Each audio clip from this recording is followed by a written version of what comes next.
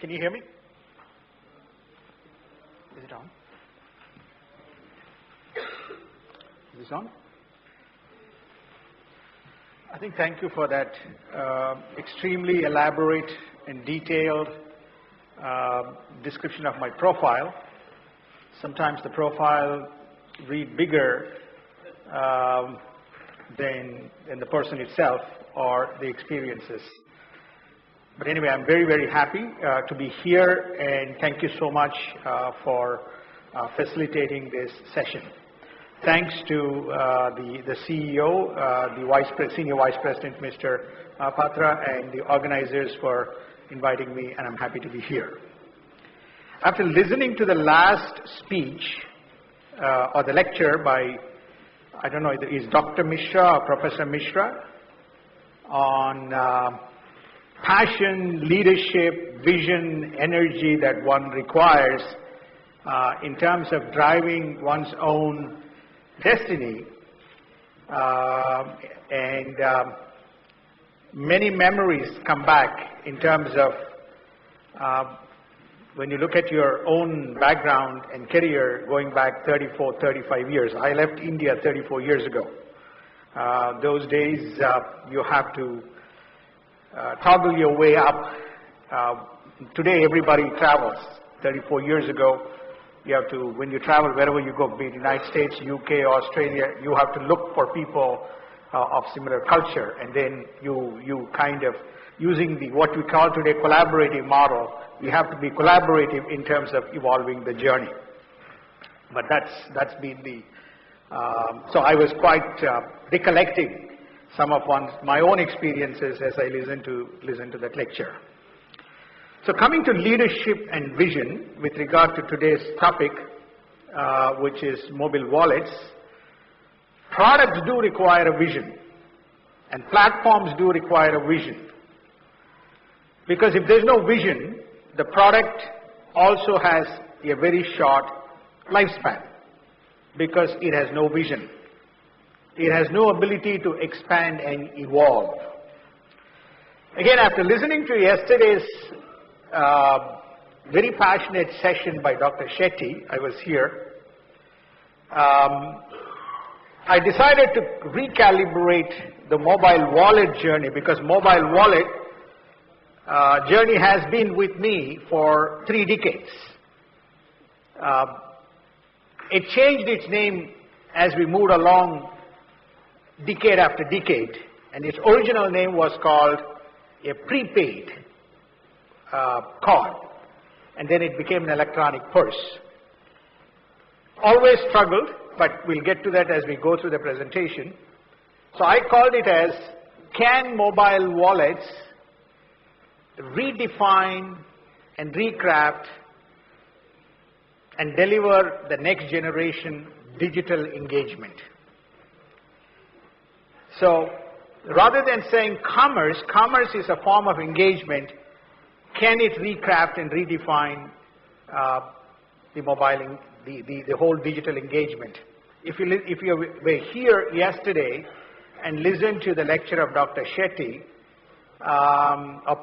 you would understand how they reorchestrated and transformed the whole notion of healthcare, which is effectively a patient, taught them the messaging, take a picture, send a picture when the doctor wants to, see the picture, the medical instructions, all sent through a naive device, because you're using only a messaging. It's not a smart device.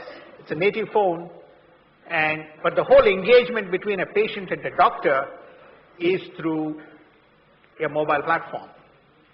If you take all that content, which is namely the medication, the dosage, the prescription, into a self-contained container or an app or a wallet, then the mobile wallet effectively is recrafting the whole engagement. So I think that the wallet's next journey, in my view, is going to be the redefinition of mobile engagement, and payments and commerce is just only one facet.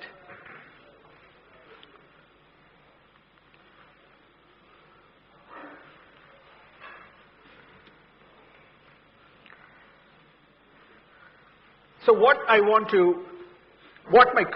observations are with regard to the mobile wallets.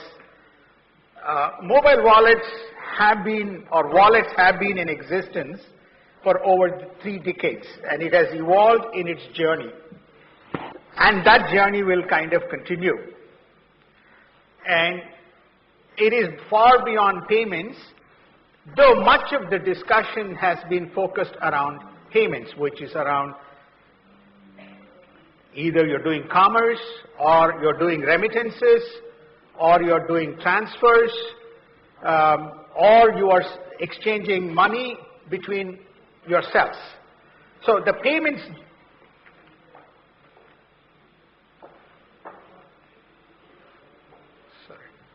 thank you.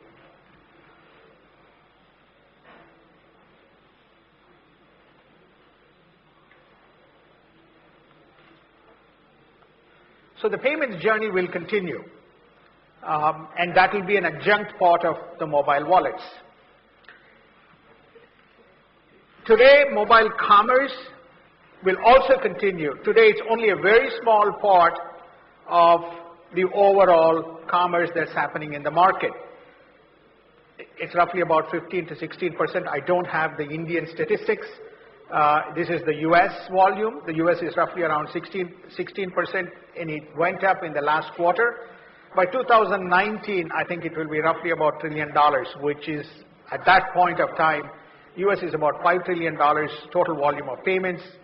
2019, maybe about 7-8 trillion, and roughly $1 trillion is about 16%. So 16 to 17% of the payment volume will come from the mobile side of the business.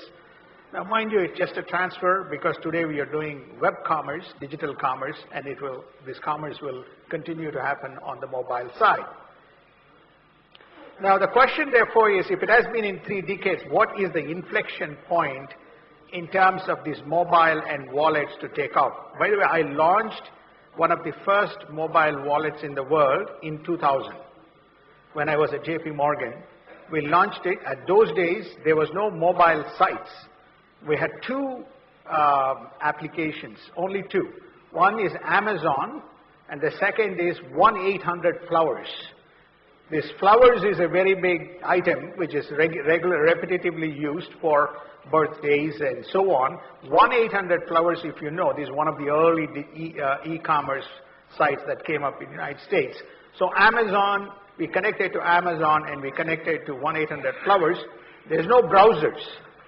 We had to, Verizon was the carrier, and we had to use a native Verizon browser, and we launched the first mobile wallet. The adoption was very low. And it has evolved, and we'll get to that in a second. Today, it has received impetus because mobile wallets have integrated with 2 other important domains. And they are this whole social collaboration tools. The ability for you to send, knowing where you are, knowing what you do, the ability to engage and communicate with you has enabled the spontaneous evolution of the mobile commerce. So social collaboration is one domain where you see that has triggered the momentum towards the mobile. The third is the whole notion of marketing. Marketing is today one of this, if you're using messaging tools or any of your wallets here, there's constant offers. Even when I use and go into any, using my smartphone, when I go into a mobile website, I find that constantly I'm receiving some form of offers. So the marketing component has also triggered spurt in the mobile wallet activity. So social, marketing, payments and commerce are the drivers, and mobile device being ubiquitous and pervasive all the time with you, as compared to the other wallets which existed before, there is a momentum towards adopting mobile wallets as a mechanism, and it will now open up many verticals. Healthcare may be one of the verticals that may come on very soon in the United States. I have a mobile wallet connected to my medical, NYU Langone. Retail could be another vertical that could come on. Entertainment, we have an investment in a company called MoviePass. The whole context of entertainment-based wallet. So we will begin to see more and more versions of wallets coming along, and where there would be one single wallet, we don't know. But at least there would be many forms of it evolving.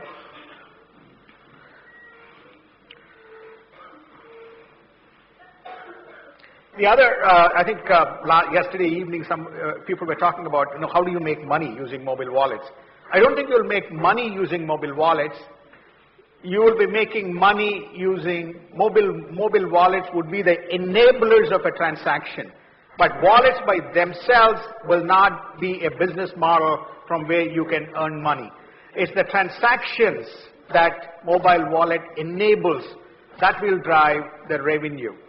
Not just a wallet by itself. It's a convenience tool. It's like a device. It's like a convenience tool. It's like an app. You don't pay for an app, but you pay for the content that you use within the app. So wallets by themselves are not economic drivers, but the transactions within the wallets that are driven by the wallets that will drive the business model. Again, no country or there's no one single type of business model you can say, okay, this is an annual fee, this is a maintenance fee, this is a transaction fee, this is a download fee. Each business model will evolve according to the nuances of the market conditions. So where has the wallets come from? The wallets has evolved, as I mentioned to you, over 3 decades. We had in the 70s, if you are familiar with transportation applications, you used to have these cards loaded with value. You swipe the cards, the money gets deducted for the fare, you go. So that's the first version of the wallet. There was a company called Gem Plus, now it is called Gemalto. They were the first people to issue those cards, and they're still the largest issuers of chip-enabled cards in the world. So that's the first manifestation on a mag stripe, and then it came on it with a chip on it, only for transportation. Then the first trials were conducted in the 90s with at theme parks, where you basically store a value, you use it according to your budget. You can top up, and not everybody is entitled to credit. Not everybody had a debit card, but one can go and buy in the form of either a gift card or a prepaid card, a card that you can use within theme parks, and you get extra rewards. It was tried in 1996 Olympics in Atlanta. We were involved in the 1996 project. We were involved in the 1995 project in Australia as well as in UK and in US with Visa. Visa was the partner. Never gained traction. Customers never accepted because they found that it's limited in value and limited in use. It didn't deliver any incremental value. So it just trundled along. Then around 97, 98, the wallets got a new life with products such as Mondex. I don't know whether people have heard of it. Mondex, then the EuroPay wallets all came with a chip card with multi-applications. That's the first manifestation of having more than one application, because the chip gave it the opportunity. So besides your credit and debit, you can also have loyalty and other types of applications. Again, never took off. Truly, the inflection point came in 2000 when e-commerce began to take off. One of the big problems that the consumers faced within e-commerce was around whenever you are going and shopping, you are filling up this order forms or checkout register. When you do that, you need to re-enter your name, address, credit card details, and all those kinds of references for you to complete your commerce transaction. And it was a very painful exercise every time you needed to go and shop in one of the e-commerce websites. So the mobile wallets or the wallets fulfill the rationale and the need for form fill. It's called form fill, and payment, one-click payment was the mechanism for which the wallets were used. Again, there was Brodia, QuickPass, Pathmark, Orbiscom, and so on. None of them, it's a very lukewarm response. And then came in 2007, 2008, operators. This is the first manifestation of smart devices and smartphones. And AT&T was one, AT&T and Verizon in the United States, Nokia and Sonar in Finland. I'm sure you may be familiar with NTT Docomo and Japan Telephone Company. These were the guys who initiated the concept of not a global wallet, but domestic specific wallets, but controlled by the telecom operators, and they became the distribution vehicles. Obviously, contention between, in the United States, the wallets were launched in partnership with banks, whereas Docomo was a collaboration between the banks, but they ran the whole service. So that was the first kind of attempt to bring a collaboration between a mobile operator, a bank, and a merchant in terms of the wallets being owned by the telco and, or an independent software company, and the transactions being driven. That also received lukewarm response. We launched it at Citibank. We also launched it at Wachovia. Very limited adoption. On a 10 to 15 million customers, we had less than 100,000 people using it. Why? Because A, there was inherent resistance around security. B, it did not deliver incremental value. C, there was reluctance from merchants in terms of using it. And it added no incremental benefit. Those days, there was no social tools. Those days, there was no, it was a very passive kind of a transaction, simply substituting what you were doing on the web. In web, of course, it was declined or rejected by the customers purely because they could do it using alternate ways. For example, Amazon, you register your card, the card is already there, your address is already there, you just click you log in, your profile pops up, you do your shopping. So it trundled along until Apple Pay and Google's wallet was announced. And they began to transform the whole notion of the mobile wallet and mobile wallet as an acceptance of the payment. So 2013 and 2014 became the main triggers for driving the mobile ecosystem. 2014, we published a paper which is around the whole notion of beacons. I don't know whether beacon technology is still available here. It's built on Bluetooth Low Energy. What it does is that it's a very small, all iPhone 4 onwards and Galaxies have a radio RF antenna. They come inbuilt with and now we are in iPhone 6. So in other words, that your phone can be, as soon as you go into a specific location, where if you have a BLE antenna, or it is called as a beacon, it immediately recognizes who you are and sends a signal back to Apple, or sends a location to a merchant location, sends a message to your Android or Google, and they are now able to communicate with you using your device. So the BLE, the beacon technology, which was launched by PayPal as well as by Apple and then supported by Google, began actively used and trialed and tested by the retailers, and they began to send offers using to your wallets. So between the Apple Pay, the Google Pay, the Amazon, the PayPal, the mobile wallet-based payments and commerce, in conjunction with marketing and offers, began to take off. So it's in the last 15 years, more specifically in the last 3 to 4 years, we have seen the rejuvenation of this whole mobile wallet as a payment and a commerce enabler in conjunction with the marketing. So what is the demand side of the business? What do the consumers want? Because at the end of the day, anything that you deliver must be supported by the needs of a customer. Now, if you look at this chart, it will tell you your whole, this is not our research, this is the research of Forrester, which is a fairly well-established firm.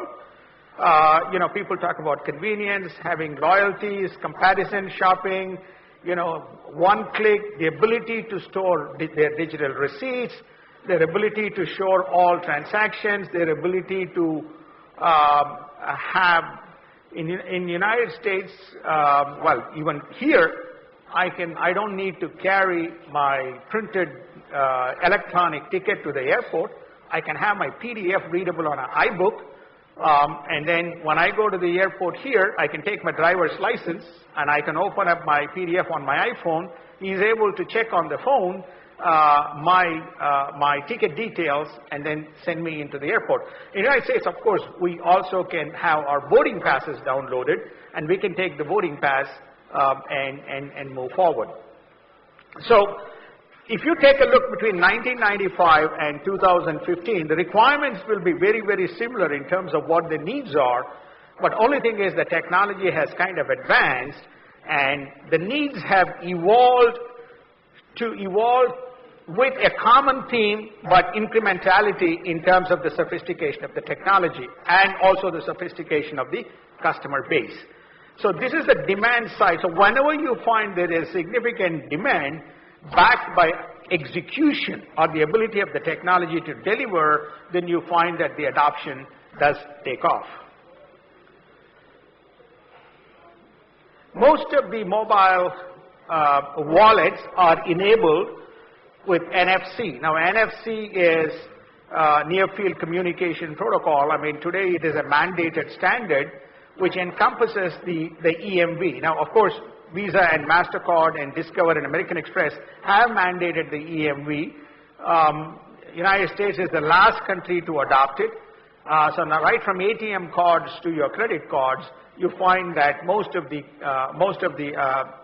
physical cards are coming up with the EMV chips, and the mobile phones are enabled for NFC, including Apple supports on its iPhone. iPhone 5 they didn't support, iPhone 6 they're supporting NFC.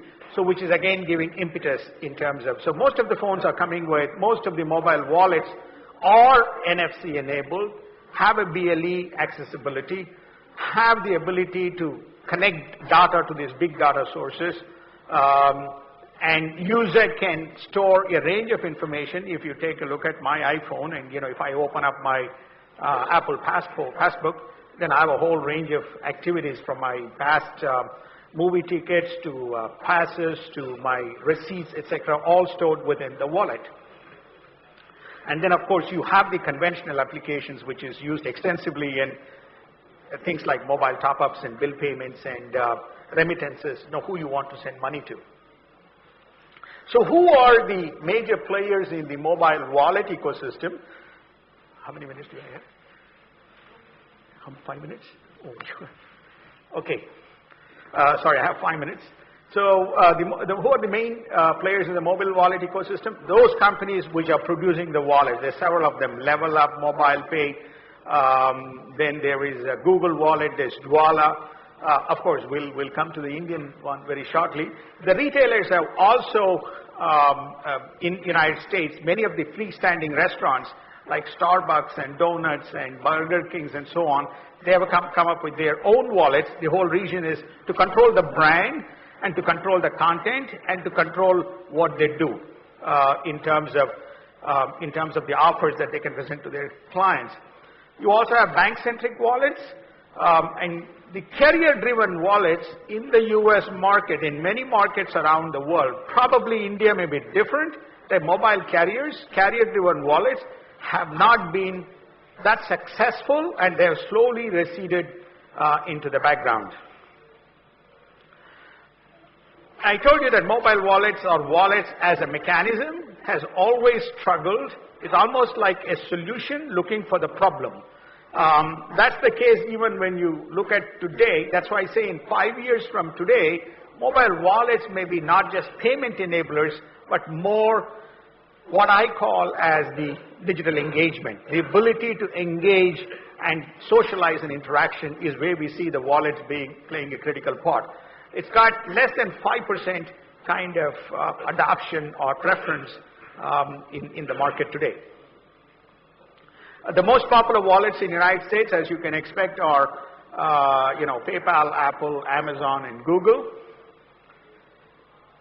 I wanted to illustrate how a digital management or engagement happens in a Starbucks store, but given the shortage of time, I'll skip this slide. It's very simple. Today you go in, you have Starbucks originally started with a generic wallet, which allowed it to put other types of cards in it. Today they have their own payment method because they want to control the whole engagement. And where it gives you a choice, whether you want to put a Chase card or whether you want to put a HDFC card or whether you want to put a Deutsche Bank card, any of those cards, it makes the choice. But all the time you have to take money from their account and put it into a Starbucks account, and it tracks all the transactions. And you can actually tip, you can have a dialogue with the shopping register and begin to do commerce as you go. I told you all roads lead to, at this stage, from payments to marketing. So you have a number of people delivering applications and a lot of people delivering offers, coupons, those categories into your wallet. I mean, you know the wallets in India. This is a number that I've already talked about. It's expected to be $1 trillion. So it's real in terms of its engagement. I think I touched on this. What is driving the next generation of the mobile wallet kind of ecosystem? It's around commerce and payments. It's around marketing, but it's much more around the whole social and messaging. Today, the feedback from the market based on the last quarter sales is that now they are embedding applications like Facebook and Twitter feeds into your mobile wallet. So as you do your engagement, you are simultaneously able to post on social channels, but you can also communicate to your other people.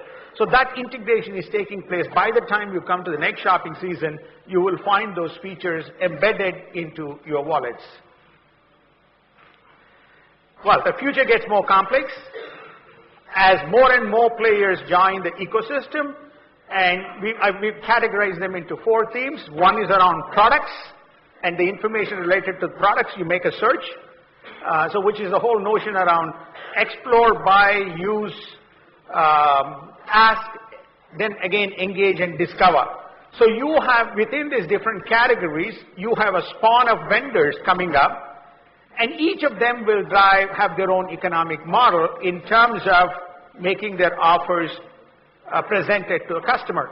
So going back to my first point, which is around, does wallets have a business model? No.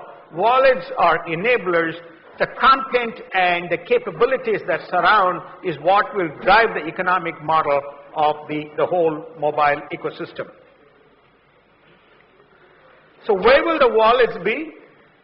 As the world evolves, it goes into 3 categories. One is wallets. The second is apps, or the next generation, whatever form the apps may come. And the third is more and more native websites. You will find more and more mobile websites coming into the market, and direct kind of commerce or direct engagement happening through the mobile ecosystem. So where does this lead? If you see this, there is a plethora of activity and transactions taking place. I personally see the vision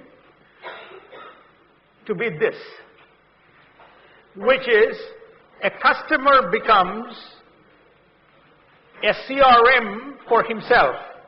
So he creates an ecosystem, and if you take a look at a desktop of a person, so you find you have a lot of things, your tax reports, your financial statements, your credit card statements, and your health care, and all that stuff, all scattered and spruced all over the place. I believe a consumer wallet ecosystem with accessibility to an organized set of data with channels for him to communicate all from within his wallet. And we call it as a mobile commerce engine or personal commerce platform or a personal commerce vault or a personal vault with your user ID and password, leveraging the same principles such as an Apple. So you use a user ID to unlock into the vault and say, okay, here's my commerce offers, here's my airline tickets, here's my healthcare, here's my financial offer. So you become an embodiment of organized information where you will use your wallet and you will use your data. What is driving that? The whole notion of the cloud. I think somebody alluded yesterday around the evolution of the cloud as a platform. With all data to be available on the cloud, the first example is Dropbox, which has come in and people use it, but it's unorganized. This will be an organized storage. That's the background of our company, which was read out. So on that note, what I'd like to conclude is mobile wallets will redefine and recraft the next phase of digital engagement. And if I have to use one quote, it is products are commodities, customer is data, it is the economics will be driven through engagement and transactions. And that's the characteristics of the next phase. Engagement happens, and all engagements don't need to be monetary. And all engagements don't, every engagement will have data in it. The people who can mine the data are the people who can provide relevant offers to that customer or to the client or to the business, as the case may be. That's where I see this whole wallet game having a vision and expanding well beyond the road of payments and commerce. I conclude with that. Thank you. Thank you very much, sir, for sharing those interesting insights on digital wallet driving mobile commerce. We'd like to thank you very much, sir. May I now request Mr. K.K. Mahapatra, Organizing Secretary, INFOCOM and Associate Vice President, IT Infrastructure Business ABB Private Limited, to present a memento to Sridhar Chityala. Thank you, sir. May I also request Dr. Parimal Chandra Biswas, Director, International Affairs, Adams University, to kindly come forward and present a memento.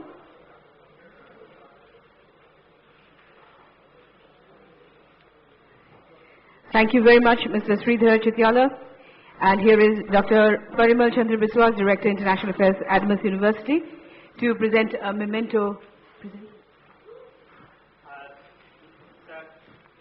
Actually, a symbolic award.